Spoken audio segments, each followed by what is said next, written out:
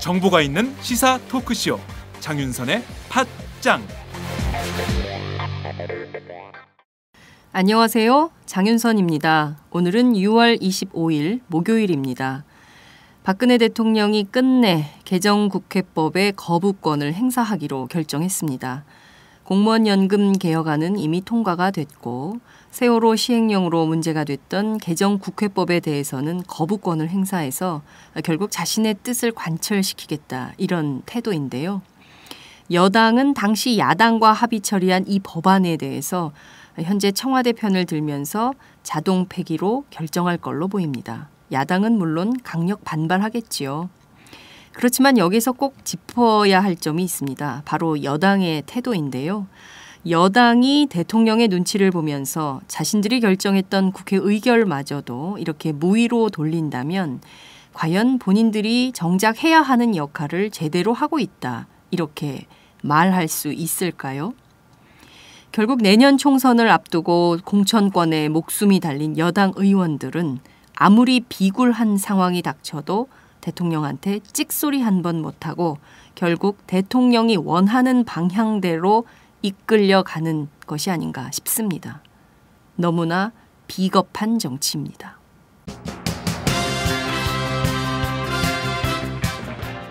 오늘 팟짱은 개정국회법과 박근혜 대통령의 거부권 행사 문제부터 짚어보도록 하겠습니다. 이상돈 중앙대 법대 명예교수님의 진단인데요. 박 대통령은 위헌 소지가 있다, 이렇게 주장을 하고 있지만 이 교수께서는 위헌 소지는 없다, 이런 입장이 강력합니다. 자세한 말씀 함께 들어보도록 하겠습니다. 박근혜 대통령이 개정국회법에 대해서 거부권을 행사하면 국회는 앞으로 어떻게 될까요? 여당은 여당대로 또 야당은 야당대로 서로 골몰하는 상황입니다. 양당 모두 오늘 오후 2시 국회 본회의에 앞서 의원총회를 열기로 했는데요. 여당은 자동 폐기로 박근혜 대통령에게 힘을 실어주고 야당은 약속 위반을 기치로 강경한 대여 투쟁을 벌일 것으로 보입니다. 이와 관련해서 오늘은 오마이뉴스 정치부 이경태 기자와 함께 분석해 보도록 하겠습니다. 제1야당 새정치민주연합이 또다시 술렁이고 있습니다. 문재인 대표의 당직 인선이 파문을 일으키고 있는 상황인데요. 오늘은 관련해서 오마이뉴스 정치부 최지용 기자를 연결해 자세한 야당 소식을 들어보도록 하겠습니다. 박정호의 팥수다. 오늘은 메르스 사태에서 무엇을 배울 것인가, 대한의사협회와 의학회의 토론 현장을 함께 하시겠습니다. 매주 목요일의 고정 코너죠. 이정수, 이선필의 대중문화 읽기. 오늘은 영화 소수의견 김성재 감독과 함께하겠습니다. 팟짱 시작합니다.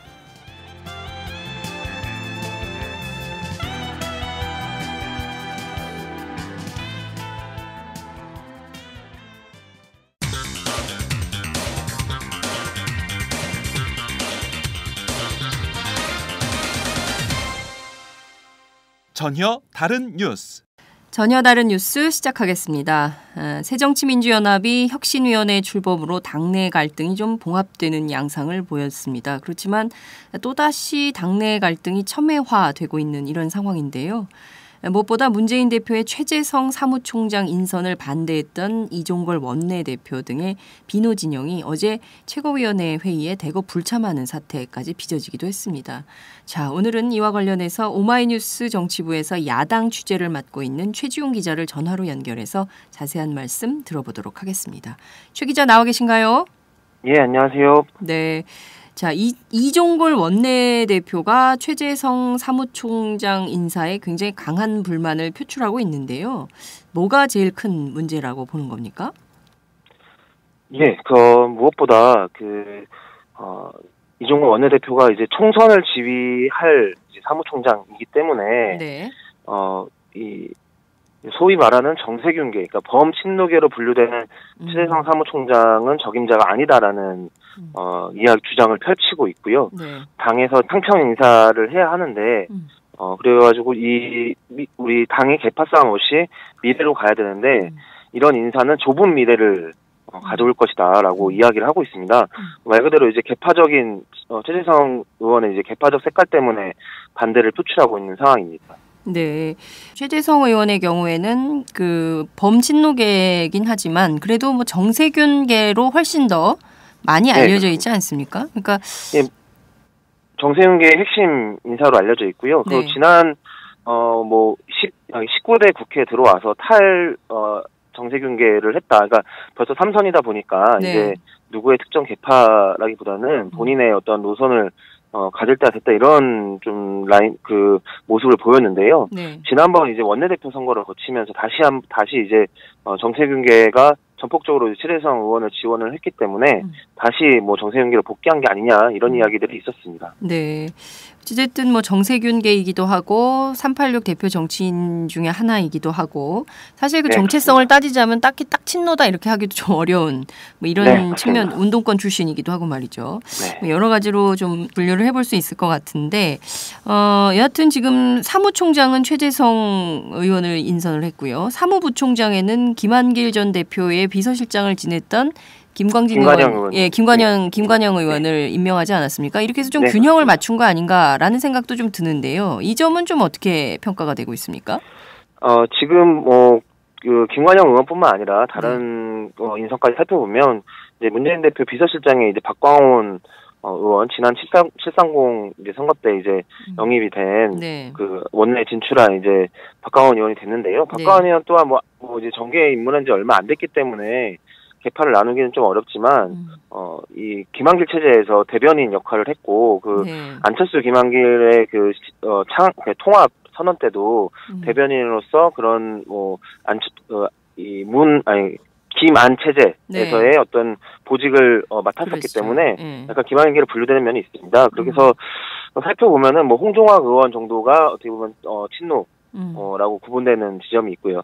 나머지는 이제 다른 계파들이 좀씩 들어왔다라는 볼 수 있고 지금 정책위 의장 강기정 의원이 정책위 의장도 지금 바뀔 가능성이 있다라고 하는데 거론되는 인사가 이제 최대천 의원입니다.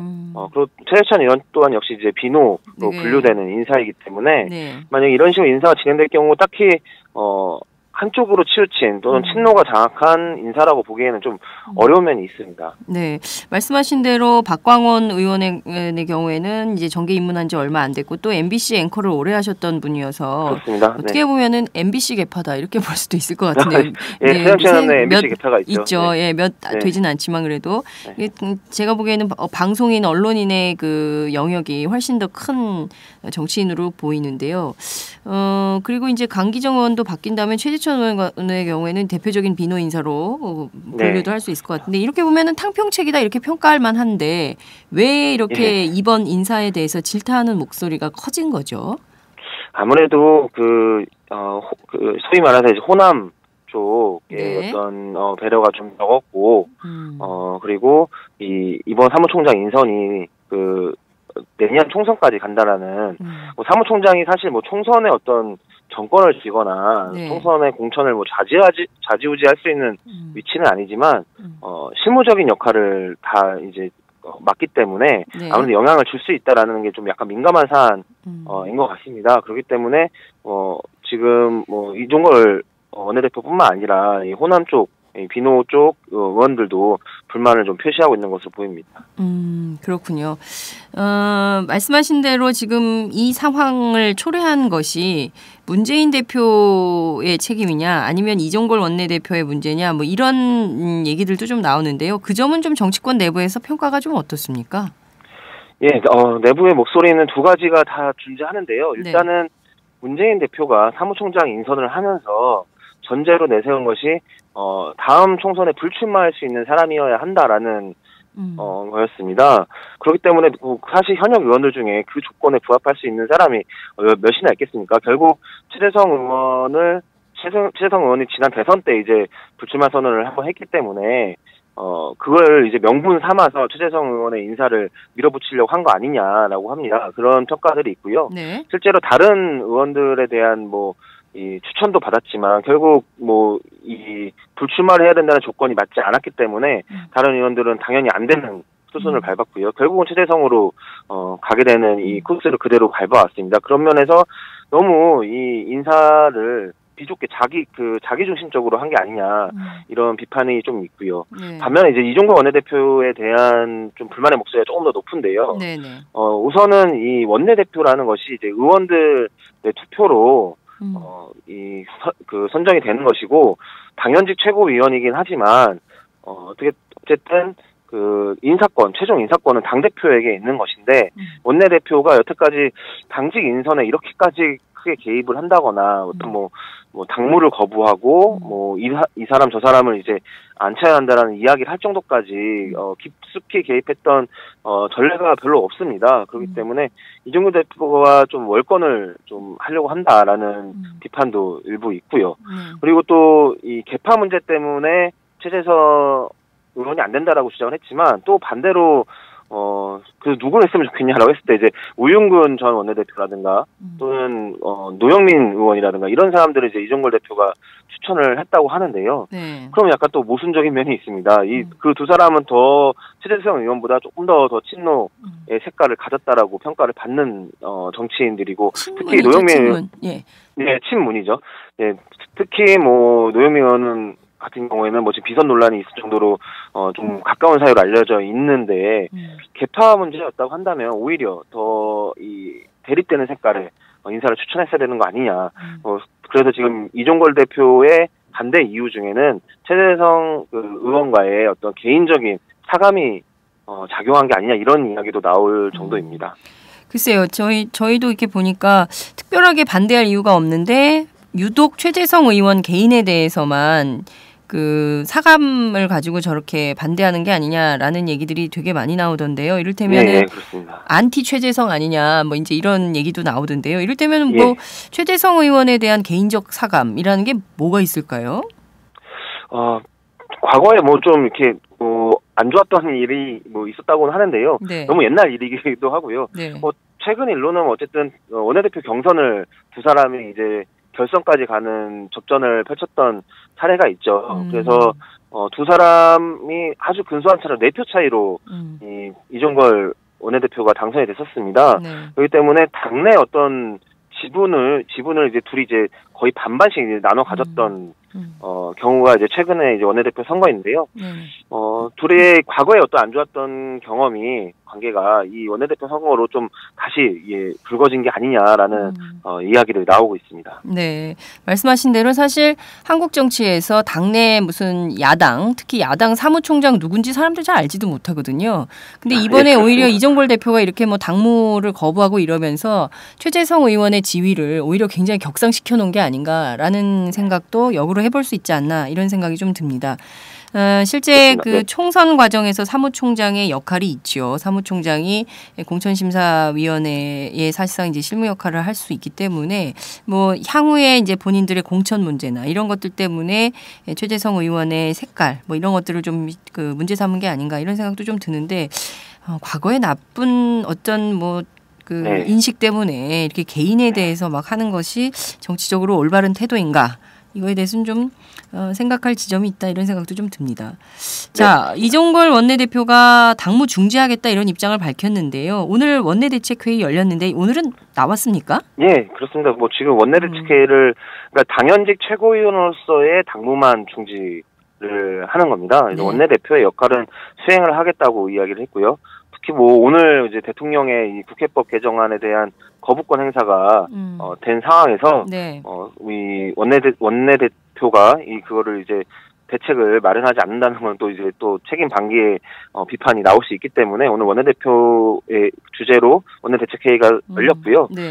이 국회법 개정안에 대한 박근혜 대통령의 거부권 문제, 그리고 검찰의 이제 김한길 의원, 그리고 문희상 의원 등에 대한 검찰의 수사, 이런 문제들을 이제 이종걸 원내대표가 원내대책회의에서 제기를 했습니다. 네.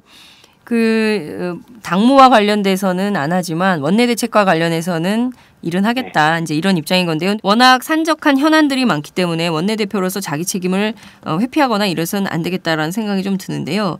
자, 그나저나 지금 혁신위원회가 뜨면서 당내 개파 싸움이 좀 잠잠해지고 좀 줄어드는 거 아닌가, 라는 판단을 하고 있었는데 국민들은 다시 좀 재점화되고 있다 이렇게 봐야 되는 건가요? 예, 좀 그렇게 봐야 될 것 같습니다. 근데 이게 뭐 지금 이야기되고 있는 분당이나 뭐 신당 창당이나 이렇게까지 연결될 것인가는 아직 뭐 불투명하다고 봐야 될 것 같은데요. 어쨌든 뭐 혁신위원회로 잠잠해졌던 개파 갈등은 최재성 사무총장 인선 과정에서의 이 논란으로 다시 불거졌다고 봐야 될 것 같습니다. 특히 이종걸 원내대표는 아직 늦지 않았다라고 어제 이제 기자들을 만나서 이야기를 했거든요. 그러니까 사실상 이 인선 철회 요구를 지금 하고 있고요. 네. 그리고 박지원 의원은 뭐 특정 개파가 독점한 인사다 이렇게까지 비판을 했습니다. 뭐 주승용 전 최고위원도 이렇게 해선 친노 패권주의를 청산할 수 없다 이러면서 다시 이제 개파 갈등의 어떤 포문을 열고 있는 모습입니다. 그렇기 때문에 결국 뭐 혁신위가 또 이렇게 잘 봉합해 놓은 것이 채 한 달도 되지 않아서 다시 개파 갈등이 불거지는 게 아닌가 이런 우려가 들고 있습니다. 혁신위원회가 해당 행위성 발언 그러니까 그런 문제들에 대해서는 용납하지 않겠다라는 입장을 김상곤 위원장이 밝혔는데요. 이 부분에 대해서는 지금 제어가 안 되는 상황인 거죠?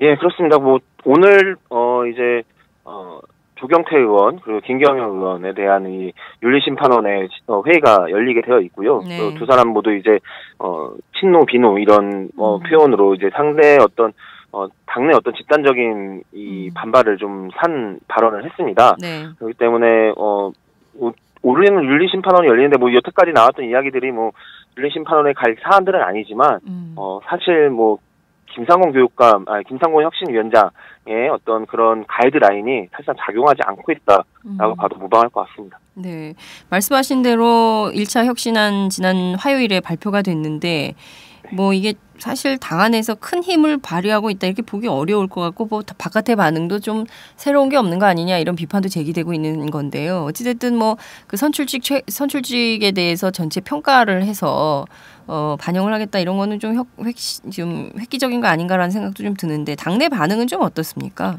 네, 이게 제일 가장 이상한 지점이라고 저는 생각을 합니다. 네. 혁신위가 어떻게 만들어졌냐. 아주 이 당내 갈등이 극에 다른 상황에서 어떻게 보면 극적으로 상황을 타개하는 책으로 이제 혁신위가 꾸려지지 않았습니까? 그렇죠. 혁신위 구성 때만 해도 엄청난 집중을 받았고, 문재인 대표 또 당 지도부는 이제 정권을 위임한다라는 이야기를 했을 정도입니다. 네. 그런 혁신위에서 지난 화요일 날 첫 번째 혁신안을 내놓았는데요. 어제 이제 문재인 대표 주재로 이제 최고위원회가 있었습니다. 단 한 마디도 이 혁신안에 대해서 언급이 없었습니다. 문재인 대표뿐만 아니라 최고위원들까지도요.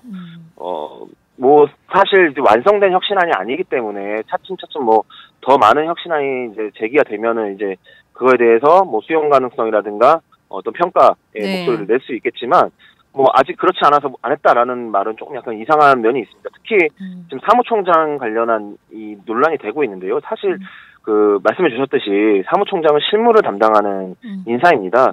결국 혁신위가 이야기하고 있는 그런 선출직 공직자들에 대한 평가라든가 또는 교체 지수의 도입이라든가 이런 것들이 시스템화될 경우에 사무총장이 그 공천 과정에 개입할 수 있는 여지가 더 줄어들게 돼 있습니다. 그럼 어떻게 보면은 의원들이 더 신경 써야 될 것은 사무총장 인선이 아니라 어떻게 보면은 이 김상곤 혁신위의 그렇죠. 1차 혁신안이라고 봐야 될 건데요. 네. 오히려 이렇게 무감하고 무반응하는 것이 이 실제로 개혁 의지가 있는 것인가라는 좀 의문이 들게 하는 지점입니다. 네, 말씀하신 대로 이렇게 문재인 사실 그 당직 인선은요 대표의 고유 권한 아닌가요?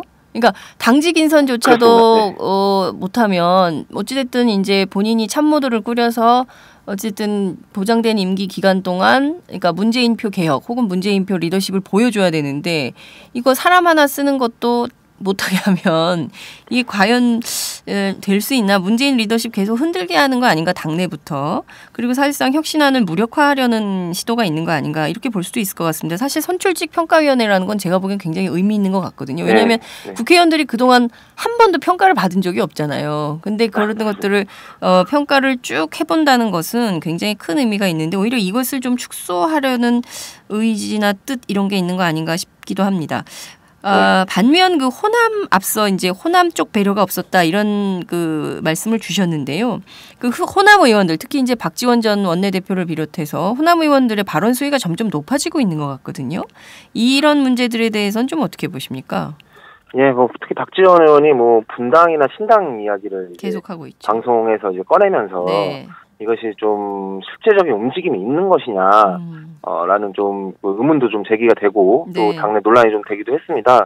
하지만 뭐 당내 분위기 같은 경우는 당장의 어떤 분당의 움직임은 어렵다. 신당 창당은 어렵다. 왜냐하면 실제로 지금 새정치연합의 당 지지율이 네. 뭐 두 개 대표적인 여러 기관에서 매주 정례적으로 하는 보면 25, 26 또는 맞아요. 29, 30% 네. 정도의 지지율이 나오고 있습니다. 물론 새누리당에 비해서는 많이 떨어지는 수치이긴 하지만 네. 과거에 뭐 최근 2년 동안 그러니까 과거 김한길 안철수 대표가 막 통합을 했을 당시의 지지율 정도로 지금 회복이 되어 있는 상태거든요. 그렇죠. 이런 상태에서 당을 쪼개고 나가겠다. 그리고 총선까지 아직 8개월이라는 시간이 남은 상태에서 창당한다. 또 그 만약에 쪼개고 나가더라도 이 창당을 할 수 있는 동력이 되는가?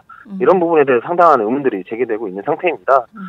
그렇기 때문에 지금의 그런 발언들은 실제적인 어떤 움직임이 있다기보다는 이 문재인 대표를 견제하기 위한 그리고 어떤 내년 총선을 대비해서 현 지도부에 대한 어떤 그 흠집내기 용이라는 비판들이 좀 이어지고 있는 상황입니다. 네, 제가 보기에도 그 분당 신당 창당 가능성은 굉장히 어렵다. 왜냐하면 또 박지원 대표가 이제 DJ 그러니까 김대중 전 대통령을 잇는 네, 호남의 지역 맹주 이런 분이기 때문에 과연 여기서 당을 깨고 나간다 한들 그게 본인의 정치에 큰 도움이 될까 이런 정치 분석도 가능할 것 같다는 생각이 좀 듭니다.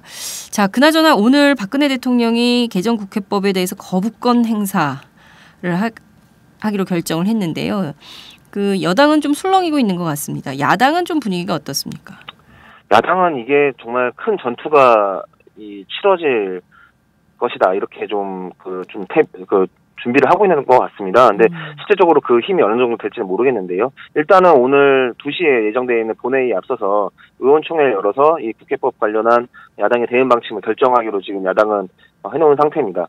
야당은 지금 뭐 이 새누리당에서 얘기하고 있는 경제활성화 관련 법안 그리고 야당이 이야기하고 있는 민생 법안 이것들을 6월 7월 국회에서 이제 처리를 하자라고 이제 양 당이 합의해 놓은 상태인데 국회법 거부권이 되면은 이 법안들을 절대 통과시켜줄 수 없다라는 지금 입장을 밝히고 있습니다. 그렇기 때문에 사실 그 국회법 개정안이 어떻게 보면은 여야 합의로 처리가 됐고 거기에다가 이제 국회의장까지 나서서 수정안을 제시하면서 이 청와대 쪽에 보낸 건데요. 네. 국회 대 청와대에 좀 대립이 격화되지 않을까 이렇게 좀 전망하고 있습니다. 여당 내에서는 좀 약간 의견이 분분하지만 의장의 수정안까지 청와대가 거부한다는 상황은 좀 여당 입장에서도 청와대 편을 들기에는 좀 약간 어려움이 있지 않을까 이렇게 예상하고 있습니다. 예, 아무래도 오늘 오후 2시 본회의 이후에 한국 정치가 다시 또 경랑에 휩싸이게 되는 상황에 직면하지 않을까 이런 생각이 좀 듭니다. 자, 오늘 말씀 잘 들었습니다. 감사합니다. 예, 감사합니다. 네, 지금까지 오마이뉴스 최지용 기자와 함께했습니다.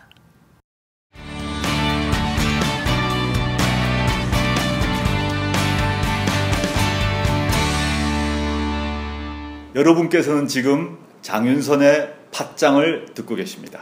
술 한 잔 걸치셨네. 오이들이 운전 불러드릴게요. 불러봐! 1688 오이오이 불러주세요. 1688 오이오이 대리운전 1688 오이오이 불러주세요. 1688 오이오이 대리운전 처음 이용하시면 만원 상품권 드려요. 1688 오이오이 네, 전혀 다른 뉴스 시작하겠습니다. 박근혜 대통령이 오늘 아침 위헌 논란이 제기된 국회법 개정안에 대해서 거부권 행사 방침을 밝혔습니다. 관련해서 오늘은 오마이뉴스 정치부에서 청와대를 취재하고 있는 이경태 기자를 연결해서 자세한 현장 소식 들어보도록 하겠습니다. 이 기자 나와 계신가요? 네, 안녕하세요. 이경태입니다. 네, 박근혜 대통령이 오늘 아침 그 위헌 논란이 제기된 국회법 개정안 거부권 행사하겠다 이 방침을 시사했습니다. 지금 어떤 상황입니까? 지금 현재 박 대통령이 오전 9시부터 국무회의를 주재하고 있습니다. 네. 이날 국무회의 주재되는 국무회의에서 첫 번째 안건이 국회법 개정안과 그에 대한 그 제2요구서입니다. 여기에 대해서 국무위원과 토론을 나눈 뒤에 제2요구서에 아마 서명할 것으로 보이는데요. 이렇게 되면은 사실상 거부권을 행사했다. 라고 볼 수 있습니다. 이 박 대통령은 앞서도 그동안 계속 이 국회법 개정안에 대해 정부를 무기력화시키고 국정을 마비시킬 것이라면서 그 거부권 행사 방침을 시사해 왔는데요. 오늘 그 마지노선인 30일 이전인 25일에 행사할 것으로 보입니다. 네, 결국 박근혜 대통령이 거부권을 행사하게 되면 이게 이제 정치 내부의 경랑일 걸로 보이는데요. 대통령이 거부권을 행사하면 여당은 좀 어떻게 할 걸로 보입니까? 일단 거부권을 행사하는 경우에 프로세스를 살펴보면요. 네. 대통령이 제의를 요구하면은 국회가 반드시 이를 본회의에 상정해야 되고 네. 제적위원 과반수 출석에 출석위원 3분의 2 이상 찬성으로 의결을 하면은 다시 법률로 확정할 수 있습니다. 네. 앞서 뭐 들으셨겠지만 야당은 당연히 제의를 해야 된다는 입장입니다. 다만 이 여건이 조금 기류가 변했습니다. 네. 지금 어떻게 보면 자동 폐기론을 좀 그 공감을 얻고 있다라고 볼 수 있는데요. 왜냐하면은 제의를 할 경우에는 청와대와 여당이 그 전면에서 맞붙는 모양새가 되고 네. 이렇게 돼서 만약 제의가 통과되는 경우에는 또 박근혜 정부가 임기가 아직 많이 남아 있는데 네. 그 식물 정부로 될 가능성이 있기 때문에 친박 의원들을 중심으로 자동 폐기해야 된다 뭐 이런 얘기를 하고 있습니다. 실제로 뭐 김재원 새누리당 의원은 그 어제 라디오 인터뷰에 나와서 당연히 그 거부권을 행사해야 된다라면서 그 제의를 하지 않는 것도 크게 문제가 되지 않는다라는 입장을 밝혔고요.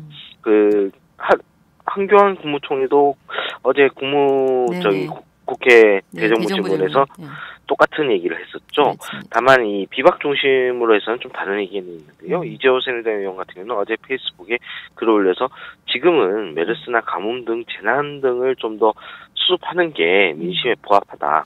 거부권 행사할 시기가 아니다라고 주장을 했습니다.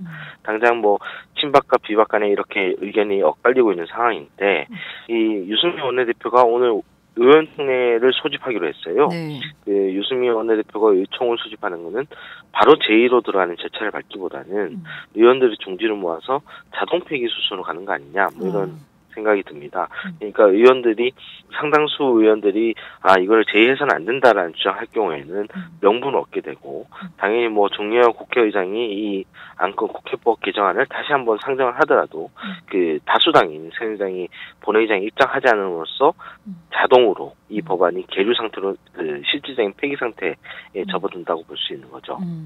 그러니까 실제 여당 안에서는 이 대통령의 거부권 행사로 국회에서 제의하게 되면 청와대와 여당 그러니까 결국엔 당이 비박과 친박으로 당이 쪼개질 수밖에 없기 때문에 최악의 상황은 막아야 된다라는 입장을 피력하면서 사실상 자동 폐기를 하면서 야당과는 좀 대척점을 만들더라도 여당 내부의 그 분화 이런 것들은 막겠다 이런 입장인 것이 보이네요. 그렇죠? 네, 실제로 그 서청원 최고위원 네. 친박 자장인데 서청원 최고위원을 중심으로 해서 유승민 원내대표에게도 책임을 묻지 않겠다라는 그런 기류가 형성되고 있어요. 네. 이 점은 어떻게 보면은 이번 국회법 개정안 사태를 단순한 어떤 해프닝 정도로 마무리 지으려고 하는 여건의 의도가 아닌가. 왜냐하면 유승민 대표도 책임을 물어야 되는 상황이라면은 비박 역시 그 힘을 걸고 나서야 되는 상황이 되기 때문에 네. 모두가 만족할 수 있는 상황을 만들기 위한 어떤 교통정리가 진행 중이다 이렇게 볼 수 있습니다. 모두가 만족할 수 있는 교통정리는 결국에는 그냥 자동 폐기 해서 없던 그렇죠. 일로 만드는 거라는 거죠. 자, 이게 지금 여당 내부에서는 없던 일로 만들고 싶지만 국민들이 다 봤습니다. 여야 합의로 통과시킨 법안이거든요. 그리고 지금 야당은 관련해서 그냥 넘어갈 수는 없고 실제 공무원연금 개혁안만 청와대 그러니까 대통령이 가져가고 국회법 처리 약속은 사실상 여야가 공의한 것인데 그것을 하지 않은 건 사실상 신뢰 위반 아니냐 이런 비판들이 나올 법한데요. 그리고 아마 장외 투쟁하지 않을까 물론 안 할 수도 있지만요. 이제 그렇게 강경 드라이브를 걸 가능성이 있는데 그것을 이겨낼 수 있다 이런 좀 그 자신감 같은 게 그 새누리당과 청와대 안에 있는 모양이죠. 아무래도 뭐 지금 현재 경기 상황도 좋지 않고요. 네. 메르스 상황도 있는데 이미 야당 원내 지도부도 어제 뭐 긴급 대책회의를 열고 메르스 관련 법안만은 협조하겠다라는 입장을 밝힌 것으로 알고 있습니다. 네. 그러니까 이 여러 가지 국정 상황이 이 정쟁을 원하지 않는 건 분명합니다. 뭐 이게 정쟁의 책임이 청와대에 있든 그리고 뭐 여당이 있든 간에 그 결과적으로 정쟁이 벌어지게 되고 그것으로 국정이 마비된다면 네. 그 국민 여론 전체가 뭐 국회로 퍼지지 않겠습니까? 그 국회로 향하는 상황을 당연히 알고 있기 때문에 이 정도의 어떤 수를 두고 있는 거 아닌가 생각하는데요. 일단 책임론이 어디로 갈지를 좀 두고 봐야 될 것 같습니다. 네. 당장 뭐 여론조사 전문기관 리얼미터가 지난 19일에 발표한 건데요. 국회법 개정안 관련 조사 결과를 보면은 국회법 개정안, 그러니까 국회가 정부에 제출한 그 개정안에 찬성하는 응답이 47.7%고 반대하는 응답보다 21.3%포인트 높습니다. 그만큼 이제 대통령의 어떤 이런 행보에 대한 비판 여론이 있는 셈인데요. 이런 비판 여론을 감수하면서까지 내린 청와대의 거부권 형사가 어떤 결과를 가져올지는 조금 더 두고 봐야 될 것 같습니다. 네, 오늘 말씀 정말 잘 들었습니다. 박근혜 대통령이 계속 어떻게 보면 악수를 두고 있는 것은 아닌가라는 생각이 좀 들기도 하는데요. 국민 여론이 대통령의 이런 선택을 어떻게 평가할지 지켜보도록 하지요. 오늘 말씀 잘 들었습니다. 감사합니다. 네, 감사합니다. 네, 지금까지 오마이뉴스 이경태 기자와 함께했습니다.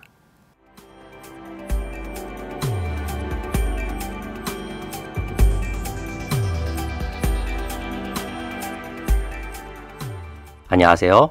오마이뉴스 시민기자 최병석입니다. 저는 최근 대한민국 쓰레기 시멘트의 비밀이란 책을 출간했는데요. 오마이뉴스 10만인 리포트에 연재한 기사를 다듬어 책을 펴냈습니다. 우리가 살고 있는 아파트가 발암물질 가득한 쓰레기 시멘트로 만들어졌다는 내용이지요. 요즘 급증하는 아토피, 피부염 등이 쓰레기 시멘트와 전혀 무관할까요? 여러분이 이 책을 한번 읽으시고 판단해 보시기 바랍니다. 시민의 건강이 쓰레기 취급당하는 어처구니 없는 현실을 이 책에 고발했습니다. 그런데 이 책은 오마이뉴스가 없었으면 세상에 나올 수 없었습니다. 시멘트 재벌 입김에 휘둘리지 않고 이런 글을 받아줄 수 있는 우리나라 언론은 그리 많지 않기 때문입니다. 제가 권력과 자본에 맞서 당당한 오마이뉴스를 만드는 10만인 클럽에 자발적 구독료를 내는 이유이기도 합니다. 이런 기사와 책이 필요하다고 느끼시는 분은 동참해 주십시오.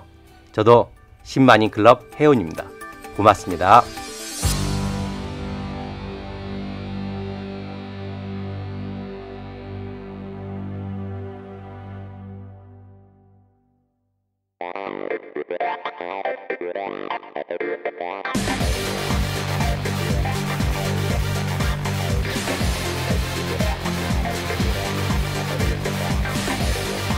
정보가 있는 시사 토크쇼 장윤선의 팟짱.